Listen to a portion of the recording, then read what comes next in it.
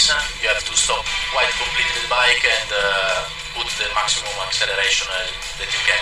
So we will work on a bike that can accelerate as better as we can, for sure.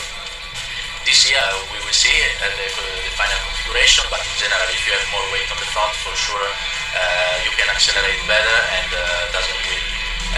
You can make a bike a little bit longer for this problem, and also in Austria we don't have a lot of turn that come back so much, so the bike if is not turning so well is not a big problem. We will concentrate on the acceleration.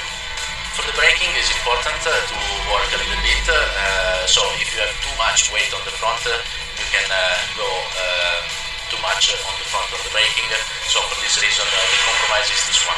We need a bike a lot stable that can accelerate so well and also stop better. This year Michelin is changing sometimes the tire looking at the last season, so we will see the tire that we will have. For sure last year we can use also the soft, because iannone put the soft for the race and was a good choice. Probably this year Michelin will make one step softer for everybody. I don't know. We will see the tire and we concentrate to understand which one is the best. For sure the speed of last year, it is impossible to find like last year, because with the wingless it was a different story. But I think we can be competitive again.